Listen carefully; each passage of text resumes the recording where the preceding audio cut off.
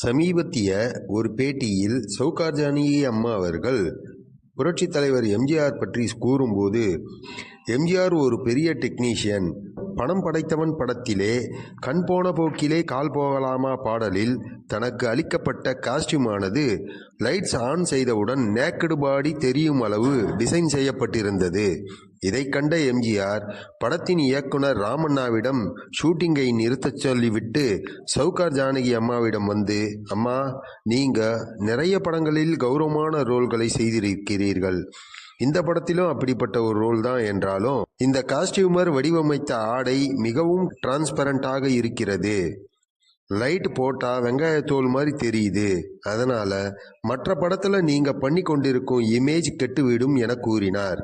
மேலும், நான் எந்த ஆடை அணிந்திருந்தால் நமக்கென்ன என்று எண்ணாமல் எவ்வளவு தூரம் தன்னுடன் நடிக்கும் ஒரு ஆர்டிஸ்டின் நிலை அறிந்து செயல்படுகிறார் என திருமதி சௌகார் ஜானகி அம்மா மக்கள் திலகம் எம்ஜிஆரை பற்றி உணர்வுபூர்வமாக கூறினார்.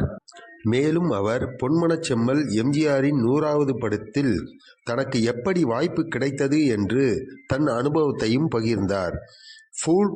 ஃபூல் அவுர் பத்தர் என்ற ஹிந்தி படத்தின் கதை எம்ஜிஆர் 100வது படமான ஒளிவிளக்கு படத்திற்கு தேர்வு செய்யப்பட்டு எம்ஜிஆரின் முதல் படமான சதி லீலாவதி படத்தின் தயாரிப்பாளர் மற்றும் இயக்குனர் எஸ் வாசன் தயாரிப்பில் மிக பிரம்மாண்டமாக தயாரிப்பு வேலைகள் நடந்து கொண்டிருந்த நேரம் அது.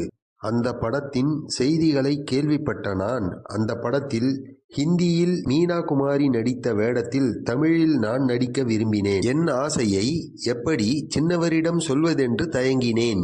மறுநாள் தோட்டத்தில் இருந்த சின்னவருக்கு தயக்கத்துடன் போன் செய்தேன். போனை எடுத்தது திருமதி ஜானகி அம்மா அவர்கள்.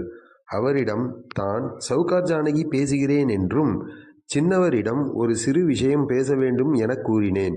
அவரும் உடனே சின்னவரிடம் போனை கொடுக்க அவரிடம் மீனா குமாரி கேரக்டர் ஆசையை கூறினேன்.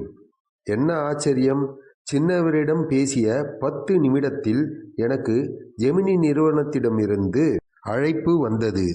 அந்த படத்தில் மீனா குமாரி பாத்திரம் நடிப்பதற்கு ஒப்பந்தமும் செய்யப்பட்டேன் என்று மக்கள் திலகம் பற்றிய நினைவுகளை சமீபத்தில் ஒரு பேட்டியில் திருமதி சௌகார் ஜானகி அவர்கள் உணர்வு பூர்வமாக கூறினார்.